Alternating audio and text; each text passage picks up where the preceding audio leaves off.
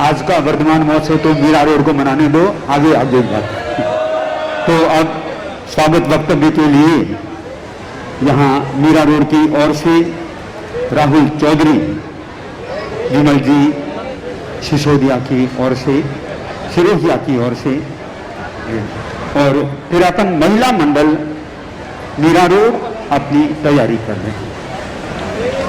राहुल चौधरी।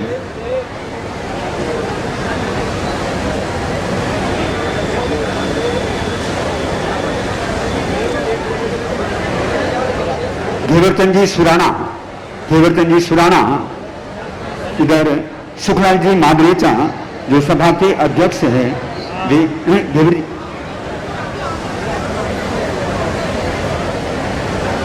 सुखलाल जी मादरेचा वे यहां पर उपस्थित रहेंगे। महिला मंडल अपनी तैयारी करें। परिषद के अध्यक्ष विमल जी सिरोहिया की ओर से श्री राहुल चौधरी। खुदा से क्या मांगे गुरुवर, आपसे मांगते हैं। गुरुवर आपसे क्या मांगे, आप श्री को ही मांगते हैं। जन जन के हिवड़े के हारे, नैनों के सरताज, भिक्षु स्वामी के पटदर, नेमाजी के लाल, तेरापन के उज्जवल नक्षत्र। तो गणिकम्मा गणिकम्मा गणिकम्मा। भगवान जन जन का कल्याण हेतु अनवरत अहिंसा यात्रा के श्री चरणों का आगमन मीरा रोड की धरती पर हुआ।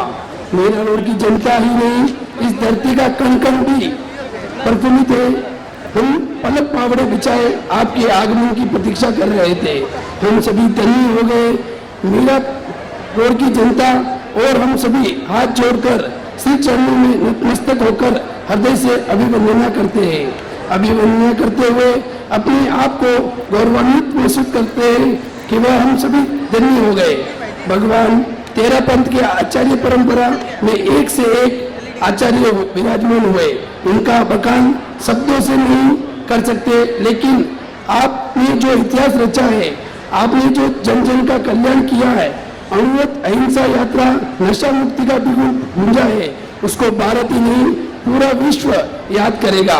विश्व के सुनहरे पन्नों पर अंकित किया जाएगा। हम आपके प्रति बहुत बहुत मंगल कामना करते हैं कि आप युगों युगों तक आपकी वाणी से जन कल्याण करते रहे।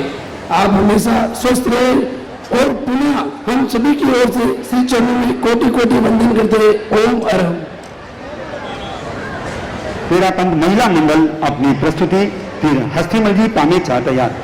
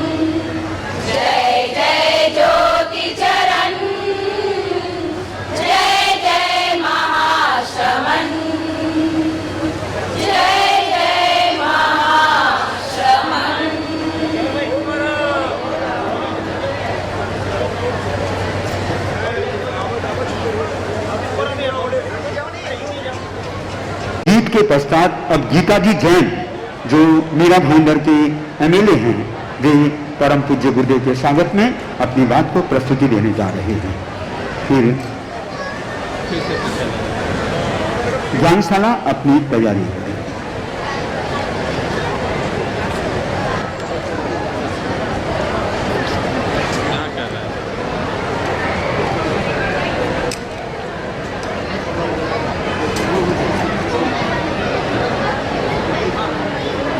ओम अरहम। महातपस्वी महाश्रमण जी के चरणों में कोटि कोटि वंदन। विराजित सभी साधु जी के चरणों में कोटि कोटि वंदन। और आप सभी यहाँ मेरे साधर्मिक भाई बंधुओं को मेरा जय जिनेन्द्र ओम हरा। आज मीरा भाईंदर की ये पावन धरती और पावन और भाग्यवान हो गई है, क्योंकि महाश्रमण जी के चरण यहाँ पड़े हैं, जिसकी हमें पूरे 1 साल से प्रतीक्षा थी कि उनका आगमन कब होगा। आज उनका आगमन हुआ और महाश्रमण जी आपको कहना चाहूंगी कि जैसे ही आपका आगमन हुआ, आज वर्षा ने भी अपना आगमन किया। आपके आगमन को भगवान भी ऊपर से बता रहे थे। तो हम तो इंसान हैं, हमारा हर्षोल्लास बिना सीमा के हम आपके सामने प्रकट कर सकते हैं। महाश्रमण जी को याद होगा, जब आप भिवानी में थे और दिल्ली में मैं आई थी, तब आपके दर्शन के लिए आई थी, और वो चमत्कारिक दर्शन और उसके बाद मेरे जीवन में जो सुधार हुआ है वो आपके आभारी है। अभी अभी आपने बात की तो कहूंगी कि हमारी तो जीवन की गाड़ी आपके बिना ब्रेक और बिना लाइट की ही है। चातुर्मास होते ही इसलिए है कि जब जब हमारे गुरुवर यहाँ आए, हमें ब्रेक का भी ज्ञान दे, हमें लाइट का भी प्रकाश दे। और इसीलिए इस चातुर्मास से हमें जितनी ब्रेक और लाइट, जितना ज्ञान और प्रकाश आपसे लेना है, हम लेने में कहीं कंजूसी नहीं करेंगे। और आप तो उदार दिल है, आप देने के लिए कहीं कुछ बाकी नहीं रखेंगे। आपके आशीर्वाद संपूर्ण समाज को मिलते रहे, यही आशा के साथ महाश्रमण जी को मैं बताना चाहूंगी कि हमारे जैन धर्म की ताकत क्या होती है। जब यहाँ अणुव्रत विज्ञान का प्रोग्राम चला था तो मीरा भाईंदर एकमात्र एक ऐसा शहर था जो 35 की 35 स्कूलों में, यहाँ की जो कॉरपोरेशन की स्कूल है, और तब मैं मेयर थी, ये सौभाग्य मुझे मिला था। तब हमारी 35 स्कूलों में, जब अभिषेक जी मेरे पास संयोजक थे तब, और वो आए थे, तो यहाँ की 35 स्कूलों में अणुव्रत विज्ञान का हमने क्लास चालू किया था और बहुत अच्छी तरह से वो चल रहा है। समय समय पर यहाँ चौराहा हो, वहाँ इस तरह के हमारे मार्बल्स वगैरह लगाना, उसका काम भी यहाँ बखूबी हुआ है। और मीरा भाईंदर की धरती एक ऐसी धरती है जहाँ जैनों की ताकत आप जैसे गुरुवर के आने से और बढ़ जाती है। हमारी हिम्मत और बढ़ जाती है जब आप यहाँ पधारते हैं, हमें ज्ञान देते हैं, हमें आशीर्वाद देते हैं। गुरुवर जी चातुर्मास के लिए मीरा भाईंदर में आप यहाँ आए, हम तो क्या स्वागत करेंगे, बस आप आशीर्वाद देते रहिए। हम स्वागत करने के लिए बहुत छोटे लोग हैं, बहुत छोटे पड़ते हैं आप जैसी महान तपस्वी आत्मा के लिए। बस आपका आशीर्वाद हमें यूं ही मिलता रहे, सिर्फ चातुर्मास के दौरान नहीं, उसके बाद भी आपकी कृपा हम सब पे बनी रहे। और एक और कंफ्यूजन था कि पुलिस का आपको जो यहाँ मिला है, तो आपको आपकी वो कमेटी थी, तातेर जी और भालावत जी, वो मुझे सीएम सर के पास मिले थे और उन्होंने ये रखा था कि हमारे यहाँ जब महाश्रमण जी पधारेंगे तो हमें 5 महीने के लिए पुलिस प्रशासन की तरफ से व्यवस्था करें। अभी अभी उन्होंने कहा कि बहुत कंफ्यूजन था कि कहाँ से हुआ, तो ये हुआ है सीएम सर के पास से। उस दिन आपकी पूर्ण कमेटी सीएम सर के पास थी और वहीं से उन्होंने डीजी को फोन किया था कि अब ये हमारे राज मेहमान रहेंगे 5 महीने के लिए, तो आपको 5 महीने के लिए महाराष्ट्र सरकार की तरफ से राज अतिथि का मान देकर आपको पुलिस प्रोटेक्शन यहाँ मिलता रहेगा। और भी कोई सेवा अगर हमारे लायक आपको लगे तो गुरुजी इतनी कृपा जरूर करें कि ये सौभाग्य हमें जरूर दे, क्योंकि छोटा सा काम करने पे जो पुण्य अर्जित आप करवाएंगे उसकी ऋणी मैं हमेशा रहूंगी। तो हमारे इस सौभाग्य के साथ कि आप यहाँ पधार रहे हैं, आगे भी सेवा का सौभाग्य जरूर दे, यही आपके चरणों में प्रार्थना करती हूँ। आपके चातुर्मास निर्विघ्न स्वस्थ पूर्वक हो, ये भगवान से प्रार्थना करती हूँ और हमें आशीर्वाद आप हमेशा देते रहें, यही कामना के साथ ओम अरहम। यहाँ के पूर्व विधायक नरेंद्र जी मेहता, वे पहले परम पूज्य गुरुदेव के पास पहुंच चुके, उन्होंने यहाँ स्वागत कर लिया भीतर में। और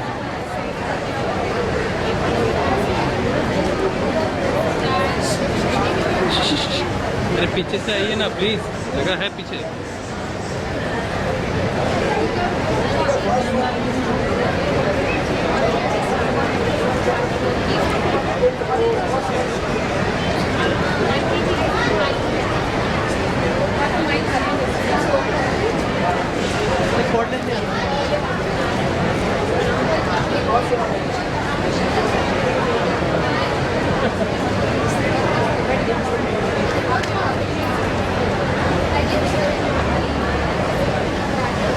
थोड़ा सा और माइक उधर ले लीजिए ना सर, उनका माइक और फिर अपन कन्या मंडल अपनी प्रस्तुति। प्रॉपर्ली रहेगा।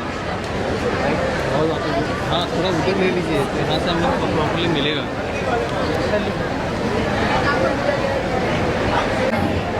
चौमासे को तरसती मीरा की इस धरा पर, चौमासे को तरसती मीरा की इस धरा पर पधार रहे स्वयं गुरुराज। क्या करें कैसे करें अद्भुत स्वागत, जन जन में है यही उल्लास, जन जन में है यही उल्लास। अरे चलो चलो 12 जून आ रही है, गुरुदेव पधार रहे हैं, उनकी स्वागत में अपन क्या क्या तैयारी कर सकते हैं बताओ चलो। सुनो सुनो, मेरे पास बहुत एक अच्छा आइडिया है। हमें ना नवकार मंत्र की बड़ी सी रंगोली बनाते हैं और वो भी सारे कलरफुल और रियल फ्लावर्स के साथ, उसके साथ अपनी पिक्चर भी बड़ी मस्त आएगी। हाँ हाँ आइडिया तो मस्त है, कलरफुल रंगोली के साथ हम ना सेम कलर के कपड़े भी पहनेंगे, तो गुरुदेव के स्वागत के टाइम हम ढोल नगाड़ों के साथ डांस करते हो, हमारी एक मस्त वाली रील भी बन जाएगी।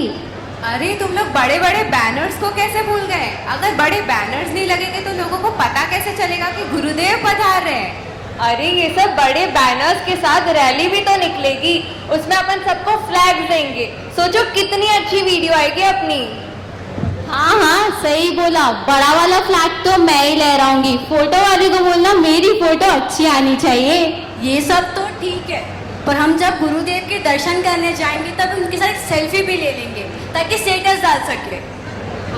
बात तो सही है एकदम। अरे अरे आप सब ये क्या सोच रहे हो? गुरुराज अहिंसा के पुजारी है, ये सबसे कैसे सचित फूलों की भेंट हमारी। वायु काय के हिंसक है ये ढोल नगाड़े, जीव हिंसा से कैसे होंगे प्रसन्न गुरुदेव हमारे। बड़े बड़े बैनरों का क्यों करे व्यर्थ अपय अपार, जब छोटों बैनरों से भी हो सकता है धर्म का प्रचार प्रसार। धर्म के झंडों से करे संघ को सम्मानित हम, ना हो सुंदर वीडियो बनाने का मन में भ्रम।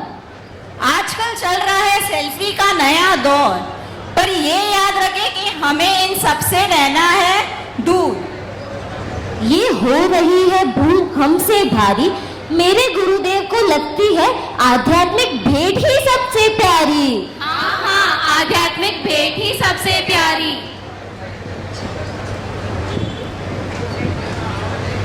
जी हाँ, करने जन जन का कल्याण, मीरा रोड पधारे हमारे महाश्रमण भगवान।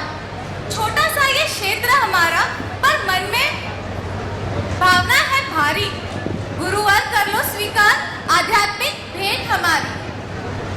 आध्यात्मिक गुलदस्ते का पहला फूल, श्रावकों ने ये प्रतिज्ञा धारी, यथासंभव 7 से 8 करेंगे सामायिक शनिवारी।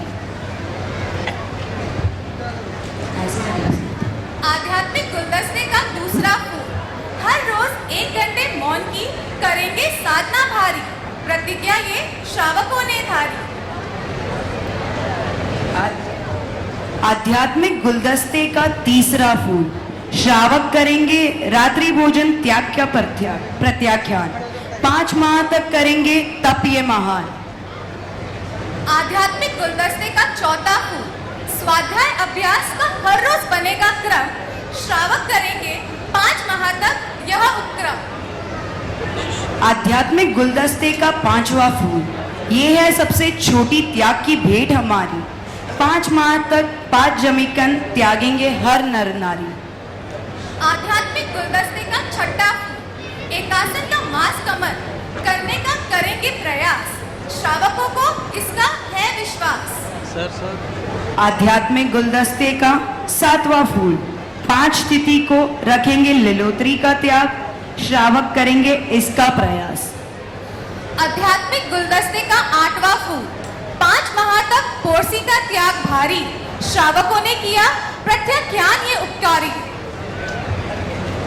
आध्यात्मिक गुलदस्ते का 9वां फूल, तप साधना में 10 प्रत्याख्यान है कठिन प्रयोग, श्रावक करेंगे पुनोदरी का ये उपयोग। आध्यात्मिक गुलदस्ते का 10वां फूल, द्रव्य सीमा है तप का छोटा प्रयोग, श्रावक को मिलेगा निर्जरा और तप का यह सहयोग। आध्यात्मिक गुलदस्ते का 11वां फूल, श्रावकों ने ये प्रतिज्ञा धारी, 5 माह तक अवश्य करेंगे नवकार सी प्यारी। आध्यात्मिक गुलदस्ते का 12वां फूल, समायिक है समता की साधना का प्रयोग, श्रावक करेंगे हर रोज एक समय का उपयोग। आध्यात्मिक गुलदस्ते का 13वां फूल, ब्रह्मचर्य है साधना का सबसे कठिन स्वरूप, श्रावकों धारेंगे 5 माह तक इसके साधक का रूप।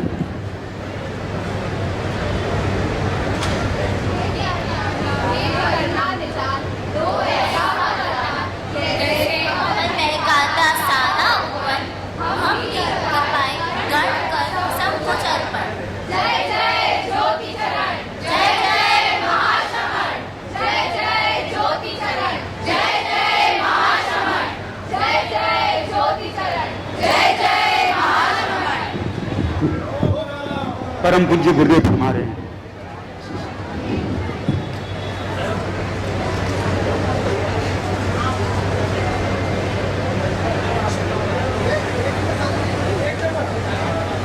गुरुदेव फरमा रहे हैं त्याग करा दें क्या सबको? ये लिए है ना सब, अच्छा है, अच्छा। जय जय श्री ज्योति चरण, जय जय श्री महाश्रमण। तेरा पंथ धर्म संघ के अधिशास्ता, जन जन की आस्था के केंद्र और मानवता के प्रहरी परम पूज्य आचार्य देवेश श्री महाश्रमण जी का आज हमारे मीरा रोड में पदार्पण हुआ है। उनकी चरण रज हमारे इस मीरा रोड की पावन भूमि पर पड़ी है, हम धन्य हैं। मैं संपूर्ण मूर्ति पूजक जैन समाज मीरा रोड की तरफ से श्री चरणों में वंदन करता हूं, अभिनंदन करता हूं, कृतज्ञता ज्ञापित करता हूं कि पूज्य गुरुदेव ने हमारे पर यह महती कृपया बरसाई है। पूज्य गुरुदेव के बारे में बहुत कुछ सुना है और मैं क्या बताऊं। पूज्य गुरुदेव ने 55,000 किलोमीटर की पद यात्रा उग्र विहार करते हुए गांव गांव डाणी डाणी पहुंचे हैं। जैन शासन और जैन धर्म का हर बंदे को पाठ पढ़ाया है। ऐसे पूज्य गुरुदेव धर्म के साथ साथ मानवता को भी छू लेने वाला काम आपने किया है। मानवता के प्रति सजगता, नशा मुक्ति के इस प्रोग्राम में पूज्य गुरुदेव ने 1 करोड़ लोगों को नशा मुक्ति का संकल्प कि भाई नशा नहीं करेंगे, ऐसा संकल्प उन्होंने कराया है। उस और अग्रसर है। ऐसे ऐसे महान संतों का इस देश के लिए बहुत जरूरी है। पूज्य गुरुदेव को इसके लिए हम कृतज्ञता ज्ञापित करते हैं और आपकी सहजता इससे हमको प्रतीत होती है कि आपका आध्यात्मिक मिलन हमारे पूज्य गुरुदेव नाकोड़ा तीर्थोद्धार परम पूज्य हिमाचल श्री महाराज साहब के पटधर श्री रविशेखर सूरी जी महाराज साहब का जब विरार में आपका आध्यात्मिक मिलन हुआ, उस समय का वो दृश्य देखते नहीं बनता था। वास्तव में वो हमारे पूरे जैन समाज के लिए एक सुखद अनुभव है। मैं आपके लिए और क्या बात करूं। पूज्य गुरुदेव की बहुत बात मैंने सुनी है। आपका मैं कहता हूं कि ऐसे महान संतों का इस जैन की एकता के लिए आगे रूप में आना और है आप, ये हमारे लिए बहुत बड़ी बात है। और विशेष रूप से मैं कहना चाहता हूं कि हमारा जो मीरा रोड है, यहाँ पर सभी पंथ और संप्रदाय के जैन समाज के लोग हैं।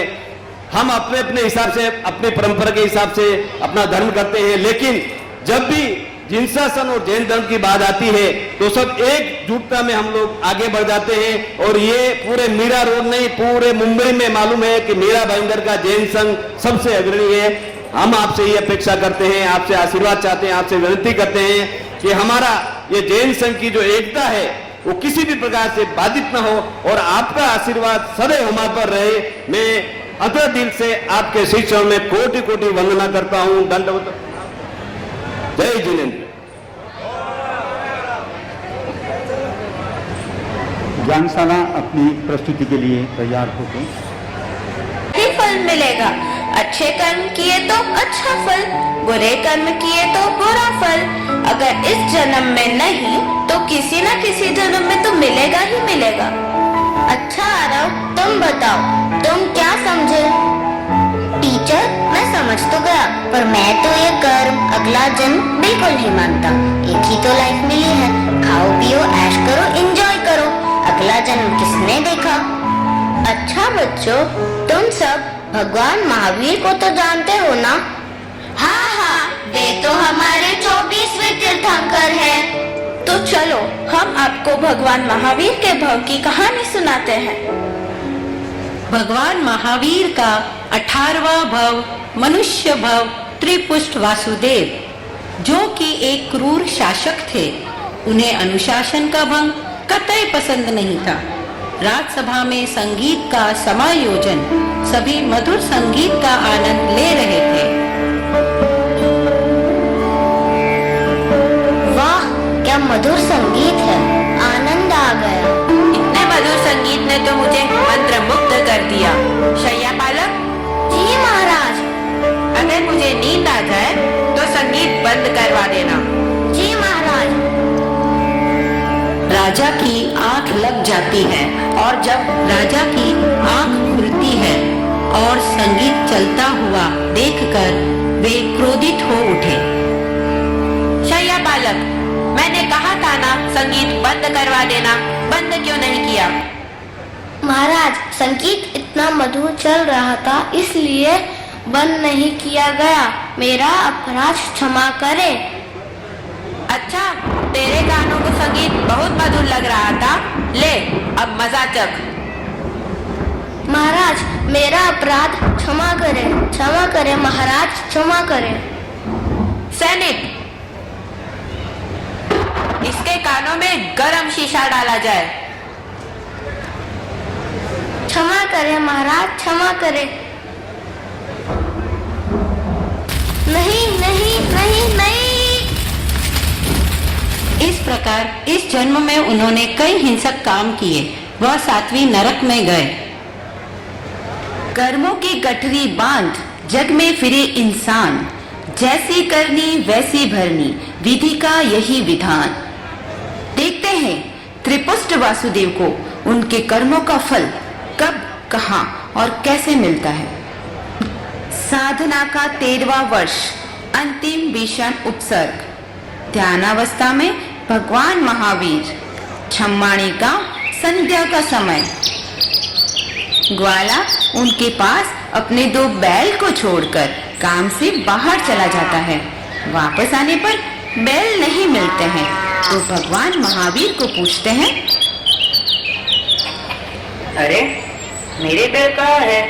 यही तो छोड़ के गया था। बताओ ना, मेरे बैल कहाँ है? अरे कुछ तो बोलो, कहाँ है मेरे बैल?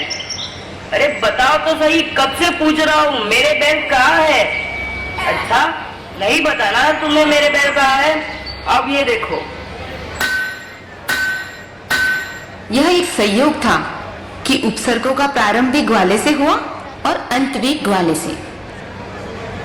देखो देखो कर्मों ने कैसा खेल है रचाया। सैया पालक इस भव में ग्वाला बनकर आया। हंस हंस कर कर्म बांधने वाले त्रिपुष्ट ने भगवान महावीर के भव में कर्मों का कैसा फल है पाया। सच ही कहा है, देवदानव याहो तीर्थंकर गणदत्त, कर्मों से कोई नहीं बच पाया, कोई नहीं बच पाया। अच्छा आरव, अब तो तुम मानते हो ना कर्मों में? हाँ हाँ, मैं समझ गया। हमेशा कर्म करते समय अलर्ट रहना चाहिए।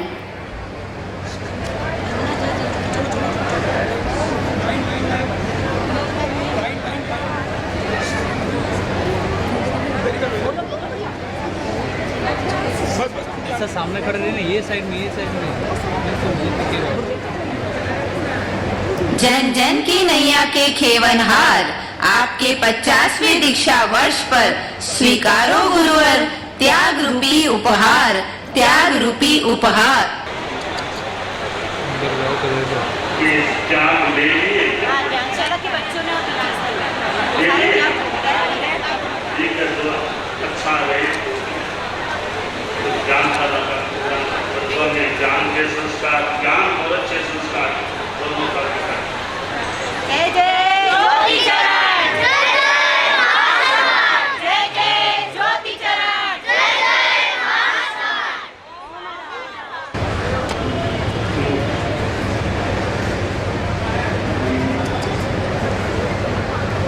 ये त्याग ले लिए हैं क्या बच्चे? ले लिए ना? ठीक है, जो अच्छा रहे खूब है। तो ज्ञानशाला का प्रोग्राम है, बच्चों में ज्ञान के संस्कार, ज्ञान और अच्छे संस्कार दोनों का विकास।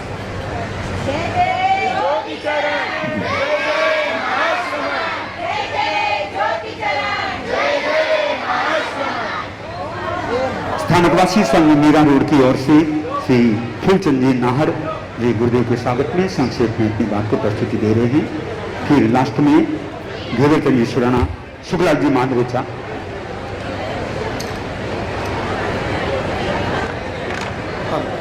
हेलो, प्रभु को नमन, आचार्य भगवंतों को नमन, सभी गुरु भगवंतों को नमन, पत्र विराज सभी को सादर जय जय। हृदय में इतना ही कहना चाहता हूँ कि हमारा स्थानकवासी समाज, जिनके आचार्य अभी कुछ ही समय पहले आपका मिलना हुआ था सूरत में, और उसी संप्रदाय के एक संप्रदाय है मेवाड़ संप्रदाय, जिसके हम सब अनुयायी हैं। जिस गुरु के सानिध्य में आपने कड़िया में, मंगलापान के कड़िया में आपने गुरु अम्बेश की जन्म जयंती का भी एक कार्यक्रम में आप पधारे थे, उसी गुरु के हम सब यहाँ पर अनुयायी यहाँ पर आज आपके सामने उपस्थित हुए हैं।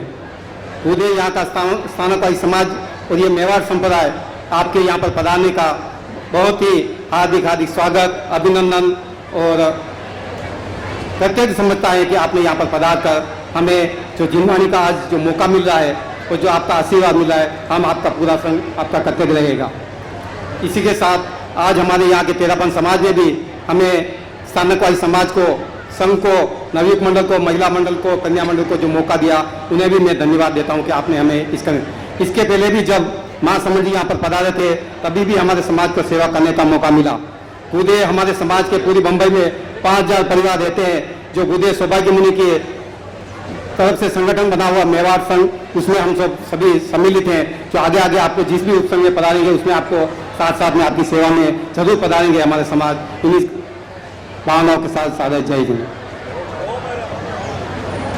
श्री जैन श्वेतांबर तेरापन सभा के अध्यक्ष शुक्ला जी मादरेचा, घेवेचंदीश्वर। शुक्ला जी मादरेचा आगे।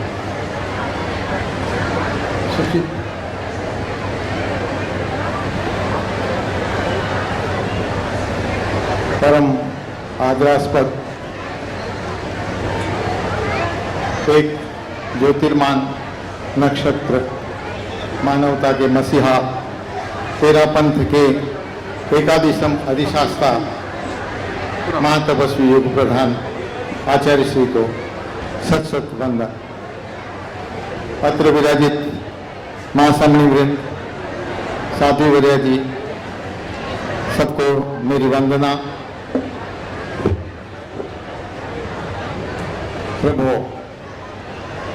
ये मीरा रोड की धरती आज आपके पावन चरणों से पवित्र हो गई है। प्रभु, यहाँ युवक परिषद, महिला मंडल, ज्ञानशाला और हमारी सारी गतिविधियाँ एक साथ चल रही हैं। सारे जैन संप्रदायों का समन्वय बहुत ही अच्छा है। करीब 5000 जैन परिवार मीरा रोड में प्रवासित हैं। दिगंबर से लेकर श्वेतांबर, तपोगज, अचलगज, अपने श्वेतांबर और मूर्ति पूजक सभी संप्रदायों में एक रास्ता है। प्रभु सुखलाल जी माद्रेचा हमारे अध्यक्ष महोदय बोलते कम हैं, काम करते हैं, युवा हैं। इनका गला खराब हो गया और उन्होंने अपने समय का विसर्जन कर ये मौका मुझे दिया। मैं अपनी बात को समय की नजर को देखते हुए यहीं विराम देता हूं और आभार व्यक्त करता हूं प्रभु आपका, आपकी पूरी धवल सेना का, और इस मीरा रोड के समारोह में इसे सफल करने में जिन जिन व्यक्तियों का प्रत्यक्ष अप्रत्यक्ष सहयोग रहा। मैं बहुत कुछ नामोल्लेख करना चाहता था। हमारे सारे के सारे संप्रदायों के लोग और जिस दौड़ या भावना के साथ लोगों ने दिन रात एक किया है और हमारे दिलों में आपके प्रति जो श्रद्धा है उत्तरोत्तर मैंने उसे बढ़ते देखा है। प्रभु एक आशीर्वाद प्रदान करें कि इस उर्वरा भूमि में, जबकि हम आपके चातुर्मास के सबसे नजदीक क्षेत्र में हैं, हम यहाँ के सभी श्रावक समाज आपका अधिकाधिक उपयोग कर पाएं और हमारे अपने कसायों को हम मंद कर पाएं, ऐसा आशीर्वाद फरमाएं। सभी व्यक्तियों का मैं आभार व्यक्त करता हूं।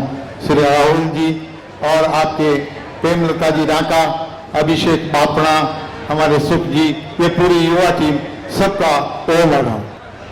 और सभी अपने स्थान पर खड़े खड़े हाथ जुड़े हुए सुने मंगल पाठ। कल पूज्य प्रवर का कांदीवली पादार्पण हो से अरहंता मंगलम सिद्धा मंगलम साहू मंगलम केवल्ली पन्नतो दुम्बो मंगलम अरहंता लोकुत्तमा सिद्धा लोकुत्तमा साहू लोकुत्तमा केवल्ली पन्नतो दुम्बो लोकुत्तमो अरहंते शरणं भवज्जामि सिद्धे शरणं भवज्जामि साहू शरणं भवज्जामि केवल्ली पन्नतो। शांति का संदेश, शांति का संदेश, शांति का संदेश, शांति का संदेश। देखने का कोण बदले, सोचने का कोण बदले, शांत हो आवेश। शांति का संदेश, शांति का संदेश, शांति का संदेश, शांति का संदेश। देखने का कोण बदले, सोचने का कोण बदले, शांत हो आवेश। शांति का संदेश, शांति का संदेश, शांति का संदेश, शांति का संदेश।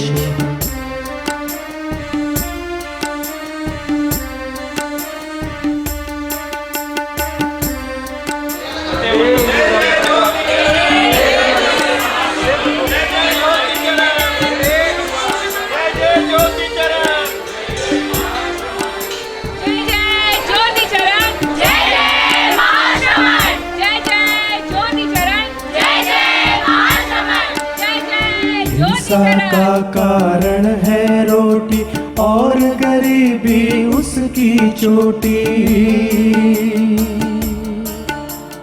हिंसा का कारण है रोटी और गरीबी उसकी चोटी। पर भूखा हिंसा करता जब शांत नहीं आवेश।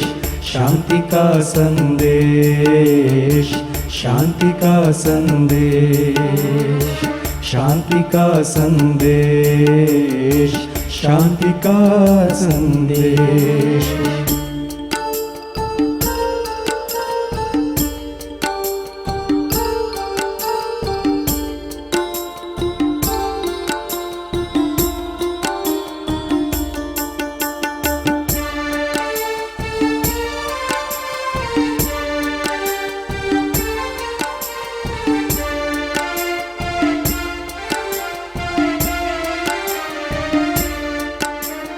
जटिल परिस्थिति जब जब आती तब तब हिंसा भी बढ़ जाती। जटिल परिस्थिति जब जब आती तब तब हिंसा भी बढ़ जाती। स्थिति कैसे बदलेगी जब तक शांत नहीं आवेश। शांति का संदेश, शांति का संदेश, शांति का संदेश, शांति का संदेश।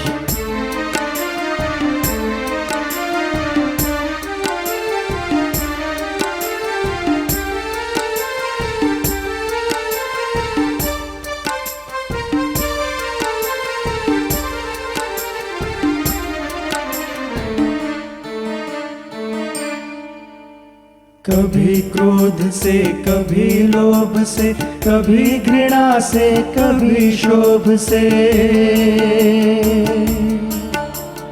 कभी क्रोध से, कभी लोभ से, कभी घृणा से, कभी शोभ से। आवेशित नर हिंसक बनता, शांत नहीं आवेश। शांति का संदेश, शांति का संदेश, शांति का संदेश, शांति का संदेश।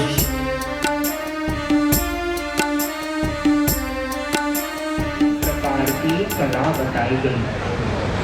नृत्य कला, संगीत कला, खाना बनाना भी कला है, बिजनेस करना भी कला है, पेंटिंग करना, ड्राइंग करना आदि कई प्रकार की कलाएं होती है।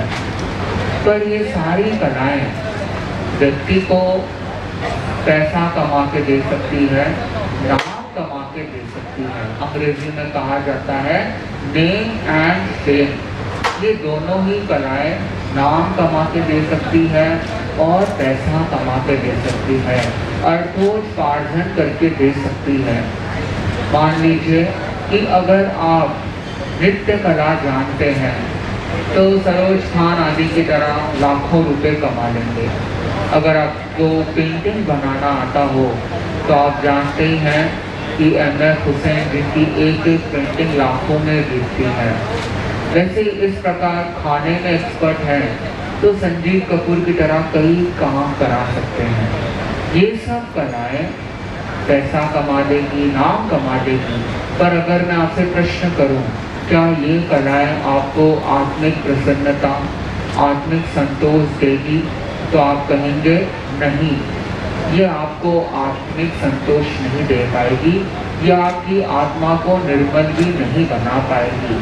तो फिर प्रश्न किया गया कि वह कौन सी कला है जिससे आत्मिक संतोष, आत्मिक शांति मिल सकेगी? तब कहा गया कि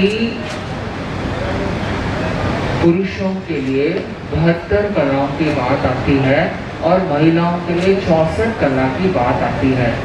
जो धर्म की कला, जीने की कला, जीने की कला मतलब धर्म की कला, जिस व्यक्ति को धर्म की कला आती है वह आत्मिक संतोष प्राप्त कर सकता है। कहा गया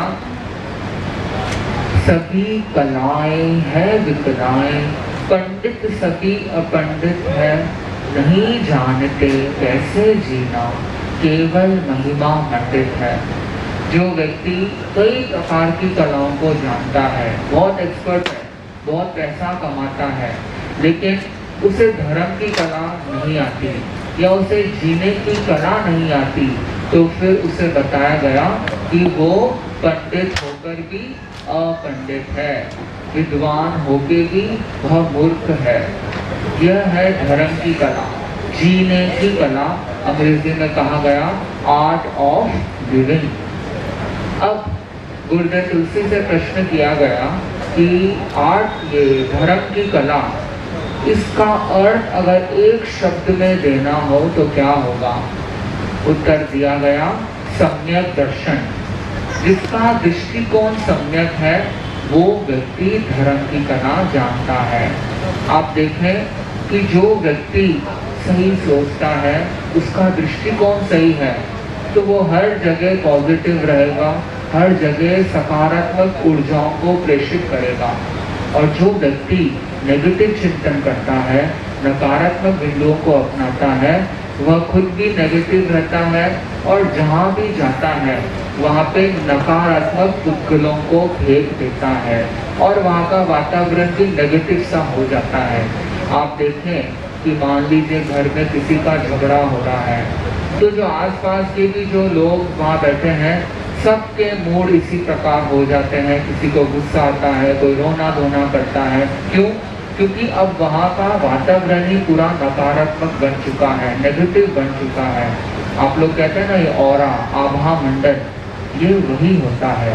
इसलिए लोग घंटों घंटों गुरुदेव की सेवा में बैठते हैं। क्यों? क्योंकि वह कहते हैं कि हमें कितना पवित्र आभा मंडल में बैठने का सौभाग्य मिल रहा है। अब गुरुदेव कौन सी तो आपसे बात करते हैं या कौन से आपको बतलाते हैं, फिर भी लोग घंटे घंटे गुरुदेव की सेवा में बैठे रहते हैं। तो वह सेवा मतलब बस लोग बैठे हैं, गुरुदेव विराजमान है, आप गुरुदेव को देखते रहो, वही सेवा है, उसी में आपकी निर्जरा है। और गुरुदेव की दृष्टि पड़े जब तो सौभाग्य है, और मान लो गुरुदेव से कुछ बात हो जाए जब तो मान लो लॉटरी सी लग जाती है। तो सम्यक्त्वी और मिथ्यात्वी दो शब्द बताए गए। आप पहले तो समझ गए कि जिसका दृष्टिकोण सही है वो सम्यक्त्वी होता है, और जिसका दृष्टिकोण गलत है उसे हम मिथ्यात्वी कह देते हैं। अब मैं आपको बहुत अच्छे से उदाहरण से समझाना चाहूँगा कि जो व्यक्ति सुख में से दुख निकालने का प्रयास करता है उसको हम कह देंगे वो तो मिथ्यात्वी है, और जो व्यक्ति दुख में से सुख निकालने का प्रयास करता है उसे हम कहेंगे सम्यक्त्वी। तो सबसे पहले हम जानेंगे कि मिथ्यात्वी कौन है। जो सुख से दुख निकालने का काम करता है वो है मिथ्यात्वी। एक बार की बात है, 3 दोस्त थे और तीनों ने ये लॉटरी टिकट खरीदी। आप लोग जानते ही होंगे लॉटरी टिकट छोटी सी टिकट होती है, वो 10-20 रुपए की पता नहीं कितने की होती है, पर उसकी इनाम राशि बहुत बड़ी होती है। तीनों ने लॉटरी टिकट खरीदी, एक। लेकिन जो तीसरा दोस्त था उसने 2 लॉटरी टिकट खरीदी। एक लॉटरी टिकट का रेट था 10 रुपये। तो ये लॉटरी टिकट का भी धंधा आदि चलता है। आचार्य प्रवर ने केरला की यात्रा करवाई, जब अहिंसा यात्रा में केरला राज्य भी आया, वहाँ पे हमने देखा कि जगह जगह ये छोटे छोटे बॉक्स बने गए हैं, डब्बे रखे हुए, काउंटर कहते हैं एक प्रकार से। लॉटरी के बिजनेस इतने सारे जगह जगह, हम बिहार के मार्ग में कभी इधर लॉटरी का संभव है, वहाँ ज़्यादा प्रचलन होगा। तो जिनके लग जाती है वो तो खुश हो जाता है, जिनके नहीं लगती है वो निराशा में रहता है, और वो उसी प्रकार निराशा को कितनी बार प्राप्त भी करता होगा। क्योंकि यह भी एक प्रकार का नशा सा हो जाता है कि व्यक्ति सोचता है कम रेट में हम करते रहें, लेकिन धीरे धीरे उसका बैंक बैलेंस कम होता रहता है। वो तीनों दोस्तों ने लॉटरी टिकट खरीदी 10-10 रुपए की। तीसरे वाले ने कितनी खरीदी? 2। मेरे सामने कुछ लोग पता नहीं मोबाइल में कुछ देख रहे हैं। मेरा प्रवचन कोई संभव से यूट्यूब में तो नहीं आ रहा होगा, अभी आप लाइव ही सुन रहे हैं मुझे, तो मोबाइल में देखने के बजाय मुझे लाइव देखने का प्रयास करें ताकि निर्जरा भी हो सकेगी। क्योंकि मोबाइल देखेंगे तो वहाँ कर्मों का बंधन, और मुझे नहीं लगता कि मोबाइल में कुछ महाराज के प्रवचन आदि देख रहे हैं, कोई गुरुदेव की फोटो देख रहे हैं। संभव से वो फेसबुक, इंस्टाग्राम नाम के तत्व ही चल रहे होंगे। तो थोड़ी देर के लिए मोबाइल का परहेज कर दें तो अच्छा रहेगा। और बाई चांस कोई मेरा प्रवचन यूट्यूब में आ रहा है तो वो एक अलग बात है, देख रहे हैं, लेकिन लाइव सुनने को मिल रहा है तो फिर यूट्यूब में क्यों देखें, उसको तो बाद में भी देखा जा सकता है। तो मैं कह रहा था 3 दोस्तों के बारे में। तीनों ने लॉटरी टिकट खरीदी। अब 1 महीने बाद रिजल्ट आता है, परीक्षा दी है तो रिजल्ट भी आता है, और लोगों में उत्सुकता भी रहती है। चाहे बच्चे हो, अगर वो एग्ज़ाम देते हैं स्कूल में, उनकी उत्सुकता रहती है कि कब परिणाम आए। वैसे ही लॉटरी टिकट वालों की भी यही इच्छा। अब जो तीसरा दोस्त था उसके 1 लाख रुपए की लॉटरी लग जाती है। आप देखिए 10 रुपए का लॉटरी टिकट इनाम कितना मिल गया, 1 लाख रुपए। कई लोग सोच रहे होंगे कि जाके लॉटरी टिकट खरीदनी चाहिए, 10 रुपए में 1 लाख मिल जाता है। तो जैसे मैं कह रहा हूँ कि ये किस्मत का खेल है, किसको मिले किसको नहीं मिले वो डिपेंड करता है। तो जो पहला और दूसरा दोस्त था वो न्यूज़पेपर में देखता है और खुश होता है कि भाई हमारे दोस्त को लॉटरी लगी है। तो आप लोगों की भाषा में कहते हैं ना कॉन्ग्रेचुलेशंस, कॉन्ग्रेचुलेशंस करने उसके घर जाते हैं। तो एक तो फूलों का गुलदस्ता जिसे बुके कहा जाता है लेकर जाता है, दूसरा मिठाई का डब्बा लेकर जाता है।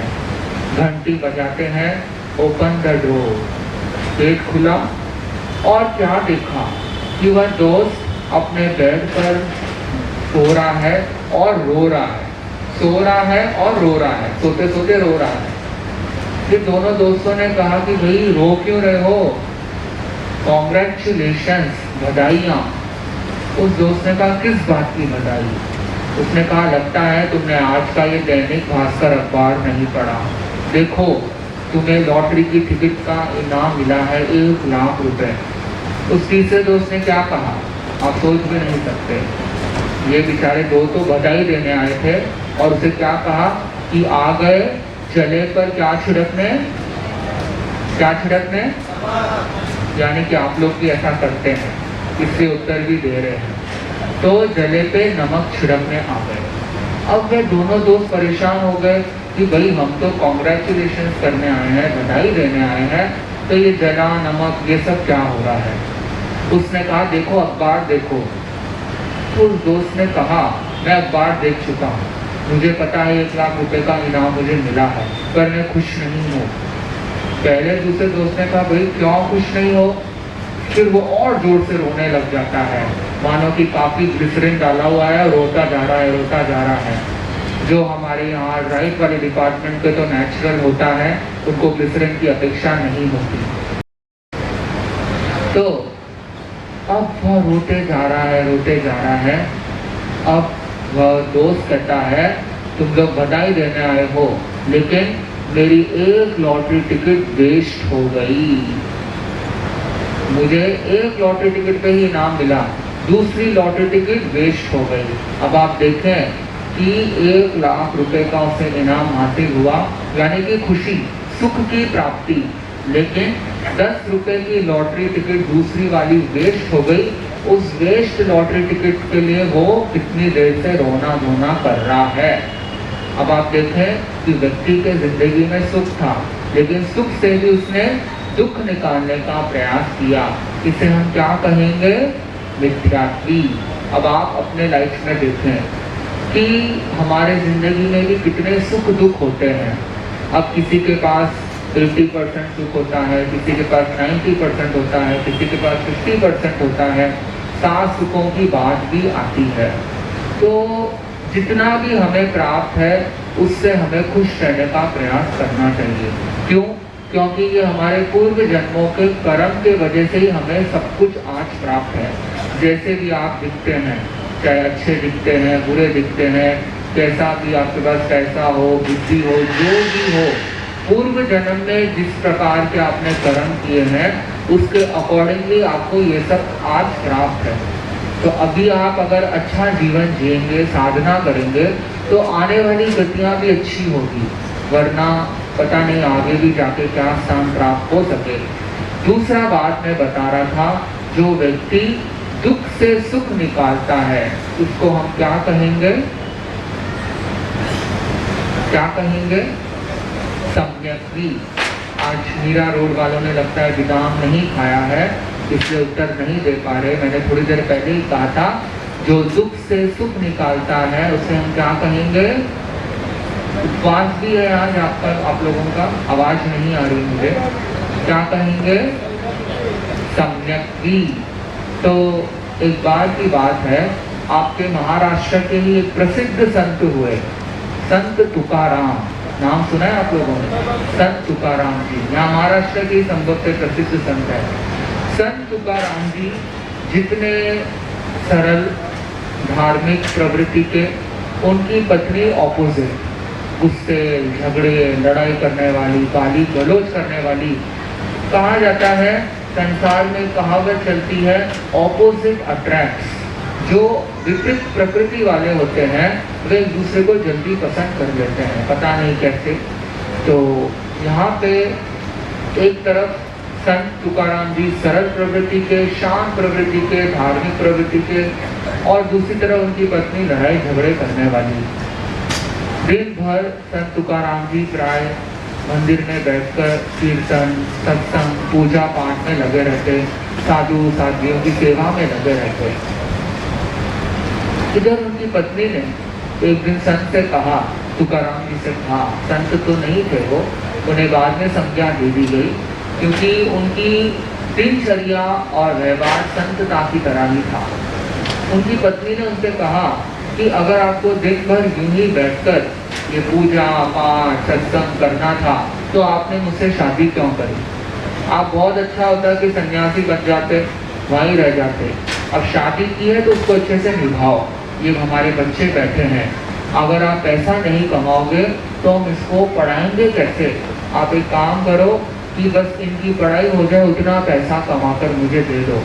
मैं तो बड़ा प्यार से बोल रहा हूँ, लेकिन वो जो उनकी पत्नी थी बड़े तीव्र स्वर में, गुस्से में, क्रोध में कह रही थी।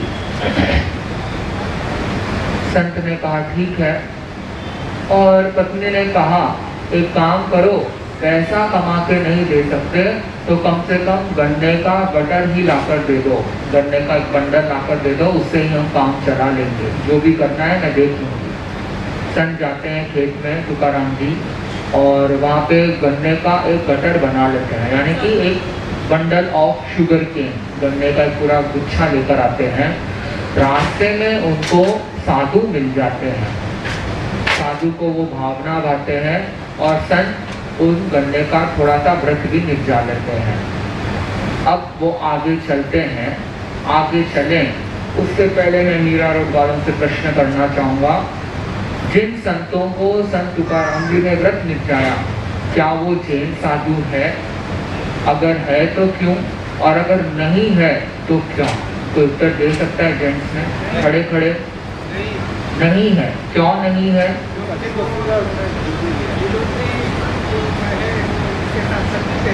हाँ, क्योंकि गन्ने को सचित व्रत निपटाया जा रहा है, सचित है वो, और जैन साधु सचित का स्पर्श भी नहीं करते। आप समझ गए होंगे, इस प्रकार की जागरूकता रखने की अपेक्षा होती है। किन किन को ये उत्तर पता था, हाथ उठा के दिखाएं। बहुत कम लोगों को, इसलिए हमारी थोड़ी जागरूकता रहे। इतना इजी क्वेश्चन था, आपके वो कौन बनेगा करोड़पति में तो हार्ड हार्ड क्वेश्चन पूछते हैं, यहाँ पे तो कितना इजी सा क्वेश्चन पूछा गया। तो संत तुकाराम जी ने कोई दूसरे संप्रदाय, हिंदू संप्रदाय, कोई संप्रदाय के साधुओं को व्रत निपटाया। अब वो वापस घर लौट रहे थे तो रास्ते में उनको कुछ बच्चे भी मिल गए। अब बच्चों को देखकर बच्चों ने कहा हमको गन्ना चाहिए, हमको गन्ना चाहिए। तो बच्चे जिद करने लग गए और संत तुकाराम जी ने क्या किया, गन्ने उनको दे दिए। अब उनके पास मात्र एक ही गन्ना रह गया। अब वो घर लौटे, हाथ में देखा एक गन्ना, उधर उनकी पत्नी खड़ी भी थी, आप जानते ही हैं, पहले से ही गुस्से में खड़ी थी, और गुस्सा आप जानते हैं वॉल्केनो की तरह, मानो कि इरप्शन हो रहा है। और जैसे ही संत के हाथ में एक गन्ना देखा, मानो लावा निकलने लग गया। प्रश्न क्या, भाई एक ही गन्ना लेकर क्यों आए? संत ने पूरी स्टोरी बताई। मैं लाया तो पूरा गटर था, रास्ते में मुझे संत मिल गए, उनको व्रत निपटा दिया, बच्चे मिल गए, उनको दे दिया, इसे एक ही गन्ना। अब पत्नी को इतना गुस्सा आया, ना हाव देखा ना भाव, गन्ने को उनके हाथ से छीना और जोर से उनके पीठ पर प्रहार कर दिया। अब आप देखें कि क्या हुआ होगा। संत तुकाराम जी अपनी पत्नी को धन्यवाद देते हैं, साधुवाद देते हैं। क्या कहते हैं कि मेरा सौभाग्य है कि मुझे तुम्हारी जैसी पत्नी प्राप्त हुई। मैंने पूर्व जन्म में अच्छे काम किए होंगे, इसलिए मुझे ऐसी पत्नी प्राप्त हुई। आप सोच रहे होंगे कि ये कैसे संभव है। आज के ज़माने में अगर इतना सा हो जाता या ऐसे 1% भी हो जाता तो वो कॉन्सेप्ट चलता है ना, तलाक तलाक तलाक, वो कॉन्सेप्ट हो जाता। लेकिन प्रहार करने के बावजूद भी वह व्यक्ति अपनी पत्नी की तारीफ कर रहा है, कितनी बड़ी बात है। पत्नी ने सोचा ये ऐसे क्यों बोल रहे हैं, तब पति ने कहा कि मुझे गन्ना तोड़ने का कष्ट नहीं करना पड़े, इसलिए तुमने स्वयं गन्ना तोड़ दिया। कैसे टूटा? उनके पीठ पर प्रहार किया तो गन्ने के 2 टुकड़े हो गए। अब संत तुकाराम जी की महानता को देखें। संत ने क्या कहा, ये बड़ा वाला टुकड़ा तुम रखो और छोटा वाला मुझको दे दो। तो यहाँ पे देखें कि दुख था उस व्यक्ति के जिंदगी में, फिर भी उसने सुख निकालने का काम किया, तो इसको हम क्या कहेंगे, सम्यक्ति। इस प्रकार हमें हमारे जीवन को जीने का प्रयास करना चाहिए, यही होती है जीने की कला। परम पावन आचार्य श्री महाश्रमण जी फरमाते हैं कि संसार में 7 सुखों की बात होती है।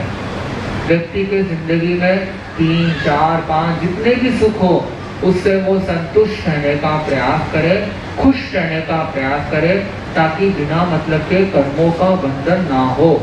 वरना क्या होता है, व्यक्ति के जिंदगी में थोड़ा सा भी दुख आता है तो वो निराशा को प्राप्त करता है, और वो निराशा आगे जाके आर्त ध्यान में, रौद्र ध्यान में बदल जाती है।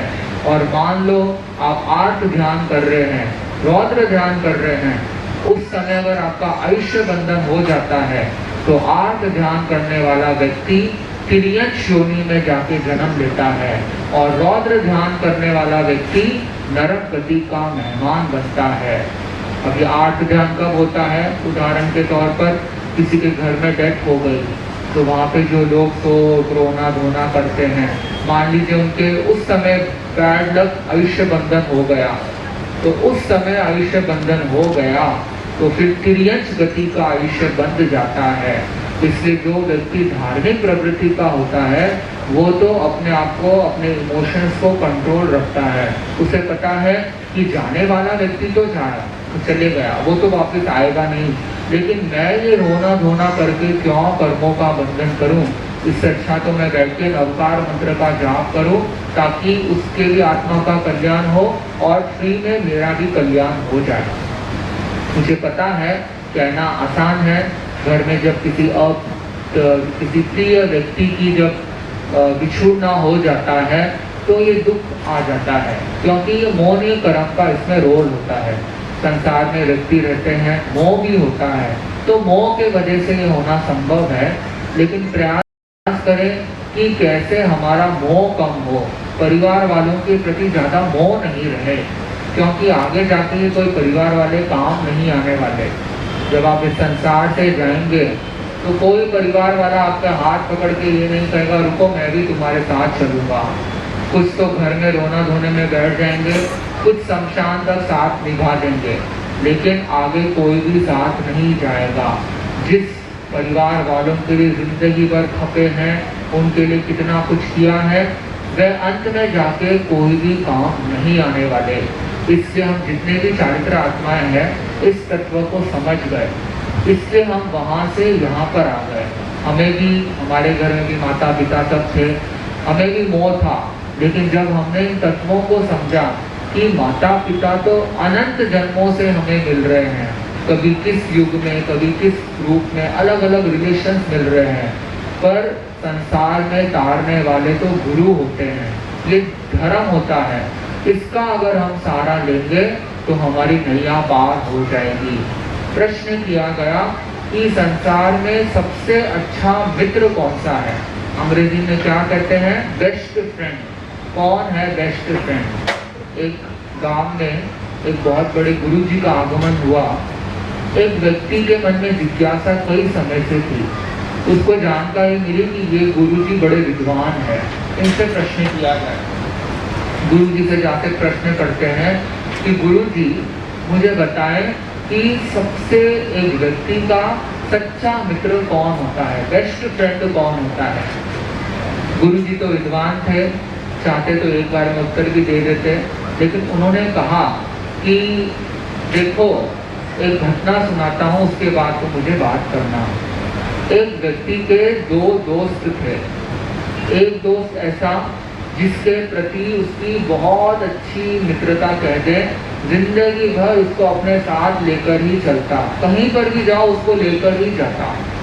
दूसरा मित्र था जो कभी कदार काम आता, कभी कुछ अपेक्षा होती तो काम कर देता, वरना नहीं। तीसरा मित्र जो काफी उसका सहयोग करना चाहता है, लेकिन ये उसके प्रति हमेशा उपेक्षा का भाव रखता है, अपेक्षा नहीं रखता। एक दिन क्या हुआ कि गलती से कुछ झूठा केस रख दिया गया और कोर्ट ने पहले वाले दोस्त को कहा कि तुम्हें जेल होगी, तुम्हें कोर्ट में आके तुम्हारी पेशकश देनी पड़ेगी। उस पहले दोस्त ने अपने दूसरे दोस्त के पास गया, कौन सा, जिसके साथ वो हमेशा साथ रहता, कि भाई तुम्हें मेरी सफाई देनी पड़ेगी जाके कोर्ट में, तुम मेरे साथ चलो। उस पहले दोस्त ने क्या कहा कि नहीं, मैं नहीं चल सकता, मैं तो बिल्कुल नहीं, मेरे पास समय नहीं है। तो उस व्यक्ति को निराशा आ गई। दूसरे दोस्त के पास गया, उसने कहा कि देखो मैं चलता, लेकिन मेरे पास अभी टाइम नहीं है, तुम किसी और को ले जाओ। जिसके प्रति ये व्यक्ति हमेशा रहता कि मैं इसके साथ ही रहूं, उसने इसके साथ ऐसा किया। तीसरे व्यक्ति के पास वो गया जिसके प्रति ये दोस्त हमेशा उपेक्षा का भाव रखता, ज्यादा उसकी कदर नहीं करता। उसके पास गया तो उसने क्या कहा, हाँ मैं तुम्हारा साथ निभाऊंगा, चलो कहाँ पे जाके कोर्ट में जाना, पेशकश देना है, मैं चलता हूँ। इसने तो सोचा कि जो बेस्ट फ्रेंड थे उन्होंने ही ना कर दिया, तो ये दोस्त को तो मैंने ज़्यादा कभी भाव दिया नहीं, ये कौन सा साथ निभाएगा। लेकिन आखिर में इसी दोस्त ने साथ निभाया। कोर्ट में गए, उसकी पूरी पेशकश चली और इसने अच्छी सफाई भी दी और ये केस जीत भी गया। गुरु ने उस व्यक्ति से कहा, क्या तुम अपने प्रश्न का जवाब पा चुके हो? उस व्यक्ति ने कहा कि मेरा प्रश्न था कि सच्चा मित्र कौन है। आपने तो मुझे कुछ कथा सुनाई जो मुझे कुछ समझ में नहीं आई।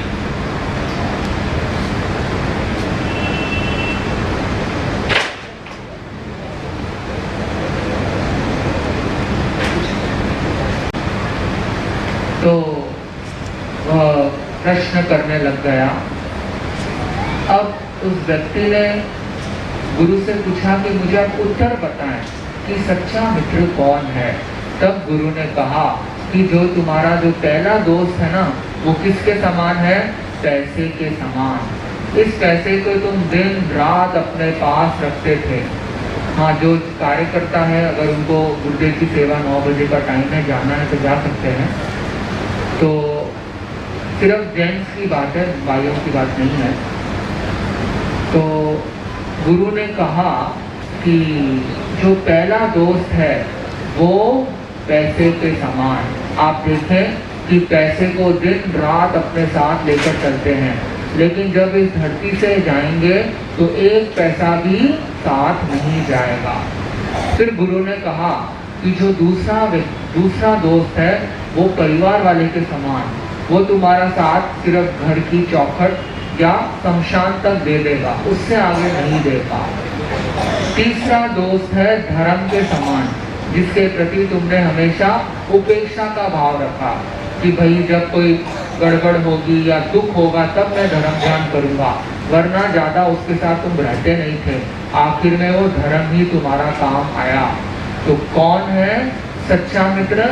धर्म ही है सच्चा मित्र, जो हर स्थिति में, यलोक में परलोक में वो आपका साथ निभाएगा। बाकी सारे सगे संबंधी दोस्त सब इधर ही रह जाएंगे, साथ निभाएगा तो वो है धर्म। और उस धर्म के लिए हम हमेशा उपेक्षा का भाव रखते हैं। जब सुख में होते हैं तो कोई भी प्रभु को नाम नहीं लेते, और जब दुख आता है तो फिर दिन भर माला जाप मंदिर में बैठे रहते हैं, या फिर ये सवाल आपके जाप करते रहते हैं। ऐसे तो एक माला भी नहीं फिरते। जब दुख आता है तो सवाल आपके जाप भी स्टार्ट हो जाते हैं।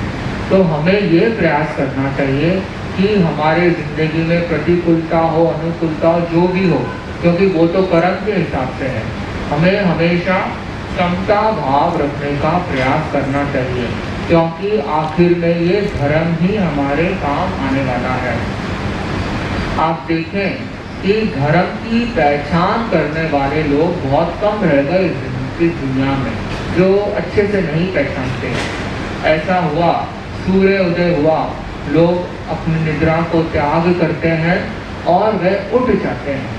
ये कुछ लोगों की बात कर रहा हूँ, बाकी तो संभवतः सूर्य उदय के क्या कहूँ नवकार्सी के बाद उठते हैं या पोर्सी के बाद उठते हैं या 11-12 बजे उठते हैं, पता नहीं।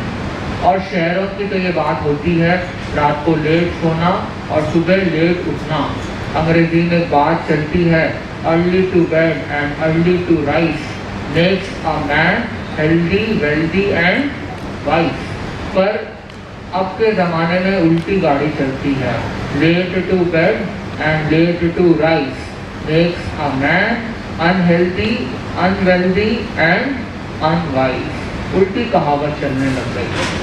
अब व्यक्ति उठते हैं, धर्म गुरु को सूर्य के समान बताया गया, वो स्वयं भी जागते हैं और दूसरों को भी जगाने का काम करते हैं, यानी कि तिन्नानम तार यानम। वो खुद भी तिरने का काम करते हैं और दूसरे भी कैसे तिर सके उसके हिसाब से वो काम करते हैं। इस जागृति का माध्यम है धर्म। धर्म की कई परिभाषाएं बताई गई। कई लोग सोचते हैं कि धर्म का मतलब है मंदिर बना दें, कुएं खोद दें या बिल्डिंगें खड़ी कर दें, आश्रम बना दें, यज्ञ कर दें, क्रियाकांड कर दें, उनको ये धर्म मानते हैं। अलग अलग धर्मावलंबी के अलग अलग धर्म के मतलब भी हो सकते हैं। आज का बुद्धिवादी मानस ऐसे धर्म के उलझन में फंस जाता है, वो पहचान नहीं कर पाता कि वास्तव में धर्म है क्या। वैभव संपन्न व्यक्ति ही ऐसे धर्म के अधिकारी हो सकते हैं। मेरे हिसाब से धर्म अलग होता है, इन सबको मैं धर्म नहीं मानता। धर्म क्या है, मैं जिस धर्म की बात करना चाहता हूँ वह धर्म किसी वर्ग विशेष करने के लिए नहीं, बल्कि वो जन जन का धर्म है। मैं यहाँ पे यही नहीं कह रहा कि जैन धर्म सबसे अच्छा है, यहाँ पे यह कहना चाह रहा हूँ कि जो धर्म सही मार्ग बताता है, सही दृष्टिकोण देता है, वही सही मायने में धर्म होता है। वह धर्म है यत् यत् स्वानिष्टम स्यात् तत् तत् वाग चित्त कर्मभि कार्यम स्वप्नेपि नो परेशान इति धर्मस्याग्रहिं लिंगम। मानसिक, वाचिक व कायिक जो प्रवृत्तियां स्वयं के लिए अवांछनीय है, वे प्रवृत्तियां दूसरों के स्थान न करना ही धर्म है। जो खुद के लिए पसंद नहीं करते वो किसी और के लिए भी नहीं करे, वह धर्म है। उदाहरण के तौर पे किसी को आप मजाक में मोटा कह देते हैं, काला कह देते हैं, कुछ भी कह देते हैं मजाक मजाक में, आपको तो खुशी मिल रही है, लेकिन जिसको सुनना पड़ रहा है उसको बहुत दुख होता है। आप अब अपनी जगह उस व्यक्ति को रख के देखें, आपको भी कोई इसी प्रकार की भाषा कहता तो आपको कितना दुख होता। वही दुख उस व्यक्ति को भी हो रहा है। तो कहा गया अपनी आत्मा के समान दूसरों की आत्मा को समझो। जो चीज खुद को नहीं पसंद है वो किसी और के साथ भी नहीं करे, यह है धर्म। गीता में भी धर्म की सीधी सी परिभाषा बता दी, आत्मना प्रतिकूलानि परेशान न समाचरेतः। सीधी सी बात है कि व्यक्ति इस बात को भूल जाता है और वो पापकारी वृत्तियों में मग्न हो जाता है। वो पाप करता है, प्रमाद करता है और वो धर्म की सही परिभाषा को भूल जाता है। प्रमाद और पर दोष दर्शन, ये दो प्रकार के धर्म मार्ग बताए गए। विघ्न, धर्म मार्ग के विघ्न बताए गए। क्या क्या? एक तो है प्रमाद और दूसरा है पर दोष दर्शन। किसी व्यक्ति को धार्मिक बनना है तो इन दो तत्वों को उसे छोड़ने की अपेक्षा है। कई व्यक्ति आलसी होते हैं जो शुभ कार्य में प्रवृत्त होने की इच्छा भी नहीं करते।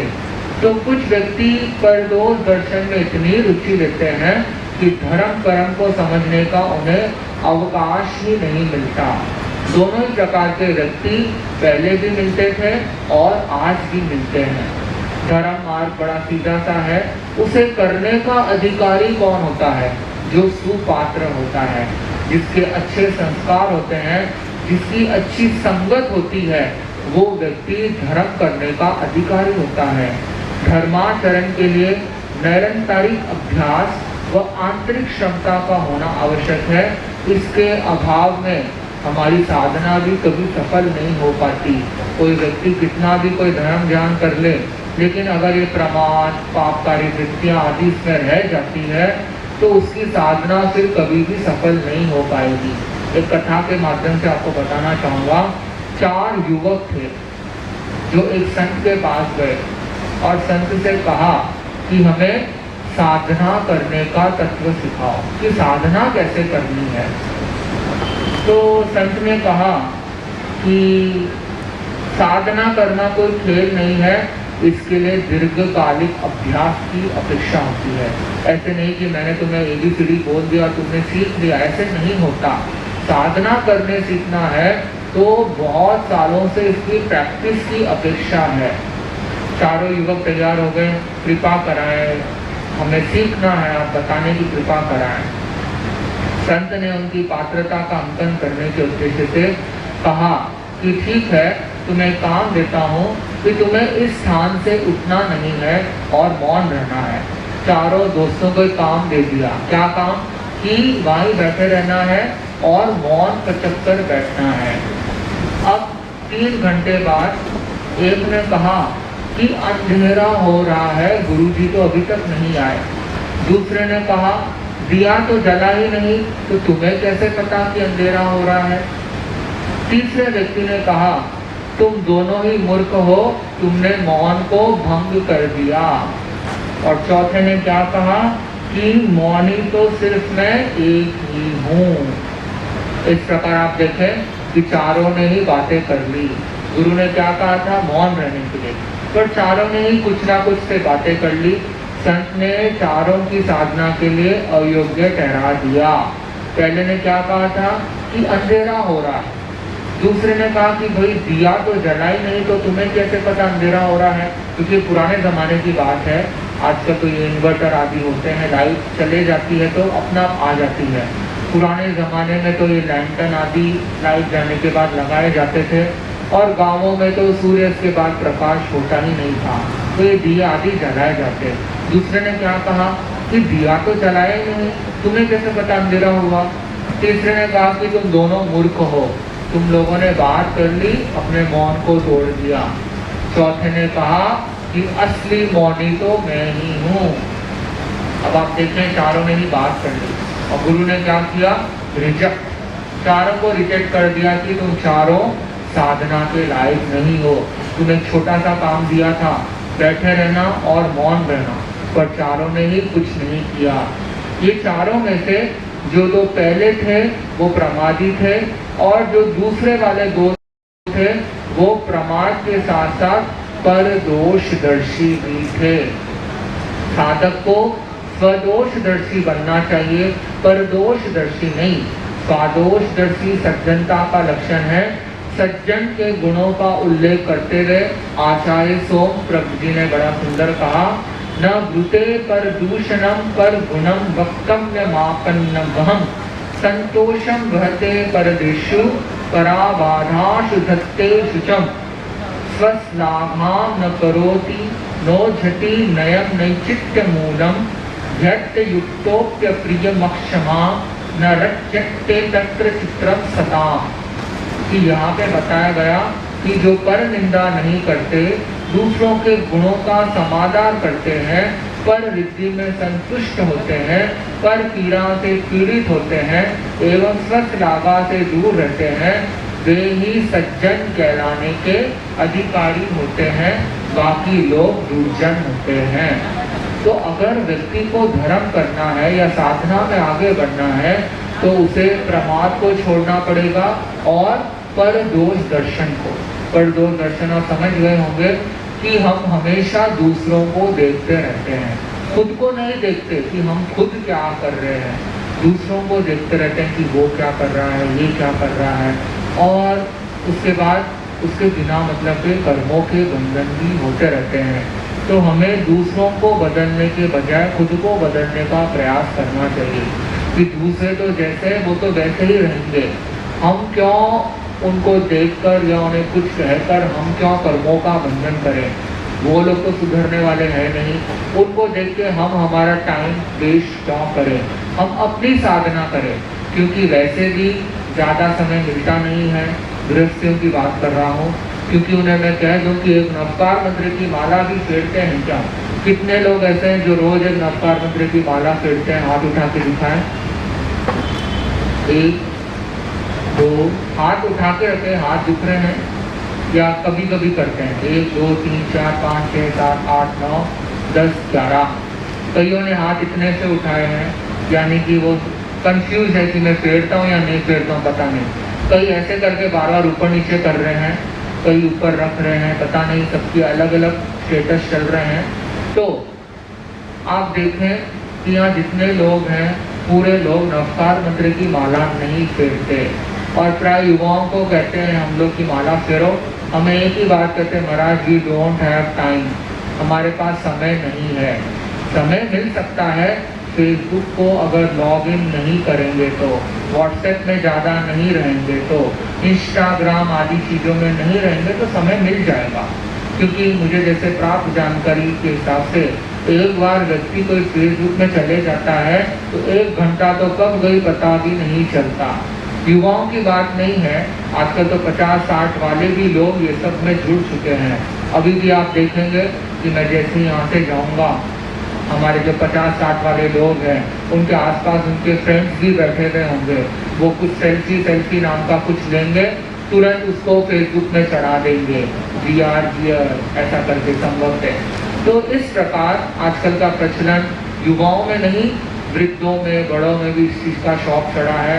वे भी व्हाट्सएप को जानते हैं, सब चीज़ों को जानते हैं। ठीक है, जानना अच्छा है, दुरुपयोग नहीं करना चाहिए। हर चीज़ को विवेक पूर्वक इस्तेमाल करने का प्रयास करें। अगर ये विवेक नाम का तत्व आपकी ज़िंदगी में बैठ जाएगा, ये कोई व्यक्ति का नाम नहीं है, विवेक आप समझ गए होंगे। विवेक, खाने में भी विवेक, सोने में विवेक, चलने में विवेक, बोलने में विवेक। अगर आपकी हर क्रिया में विवेक को आप अपना लेंगे तो आप काफ़ी अच्छी साधना भी कर पाएंगे। वरना खाना भी विवेक से नहीं, ओवर खाना हो गया तो साधना भी अच्छे से नहीं होगी। उदाहरण के तौर पे, अभी तो ठीक है रात का प्रवचन है, लोगों को नींद नहीं आती है। कई बार आप देखें सुबह के प्रवचनों में नींद आ जाती है और आँख बंद हुई और जब आँख खुली तो मंगल पाठ सुनाई दिया जाता है। कब नींद आती है पता ही नहीं चलता। और दोष किस पे आता है? प्रवचन करता पे, कि प्रवचन बहुत बोरिंग, प्रवचन बोर था, इसलिए युवा जनता तो आती ही नहीं प्रवचन सुनने। प्रवचन सुनेंगे तो नींद आएगी। वहाँ पे अब आप अपने आप को देखें, आप घर से कैसे आए हैं। पहली बात कि अब 9 बजे के आसपास प्रवचन होता है, 10 बजे के आसपास होता है, तो घर से ठूस से भोजन करके आते हैं, ओवर ईटिंग करके आते हैं। और जैसे ही आप पंडाल में आके सामायिक पचकते हैं, एक देवी का आगमन हो जाता है। आप जानते हैं कौन सी देवी है वो? निद्रा देवी। लोग उत्तर दे रहे हैं, एक्सपीरियंस्ड है। निद्रा देवी का आगमन हो जाता है। कब नींद आती है पता ही नहीं चलता। ये तो हुआ ओवर ईटिंग की बात। और कई लोग ऐसे हैं जो तपस्या भी करते हैं, उपवास है और उपवास में घर से आए हैं और यहाँ पे आके सामायिक पच की नींद आ जाती है। क्यों? बताया गया कि अति भोजन करने से या बिल्कुल भी भोजन नहीं करने से, इन दोनों ही स्थिति में व्यक्ति को नींद आने की संभावना होती है। आप अगर बैलेंस ईटिंग करेंगे, जितना पेट को चाहिए उससे कम करेंगे, तो ये दोनों ही स्थितियाँ नहीं बनेगी। वरना इस सुबह यही होता है कि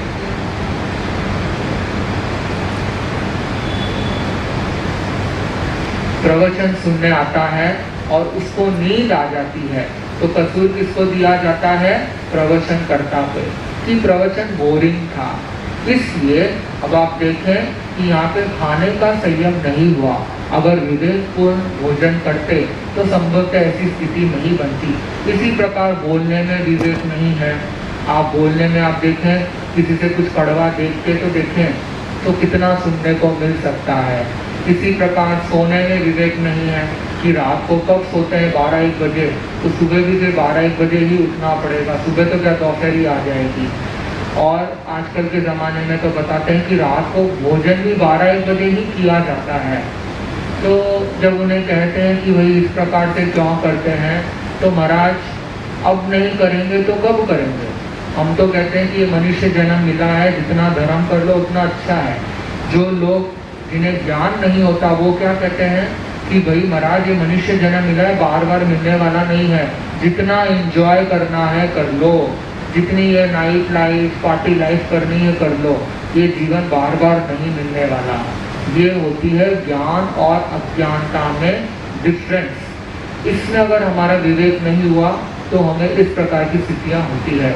ऐसे ही आपकी हर क्रियाओं में अगर विवेक होता है तब तो आपकी साधना भी अच्छी चलेगी और आप सम्यक रूप से धर्म की आराधना भी करेंगे। वरना बस आते हैं और ऐसे ही खाली हाथ चले जाते हैं। तो हमें इस प्रकार का चिंतन करना चाहिए। आप लोगों ने कहावत सुनी है ये, खाली हाथ आना खाली हाथ चले जाना, जानते ही होंगे सब। लेकिन आज इस डायलॉग को हम चेंज करते हैं, खाली हाथ आए जरूर है लेकिन हम खाली हाथ नहीं जाएंगे। संकल्प कर लें। अब आप सोचेंगे कि महाराज कैसे पॉसिबल है, खाली हाथ आए खाली हाथ ही जाना है, पैसे भी नहीं जा सकते। अभी थोड़ी देर पहले आपने बताया था कि पैसा भी नहीं ले जा सकते, प्रॉपर्टी भी नहीं ले जा सकते, माँ को पिता को पत्नी को बच्चों को भी साथ ऊपर नहीं ले जा सकते। तो फिर कैसे बात आप कह रहे हैं। उत्तर कहा गया धर्म।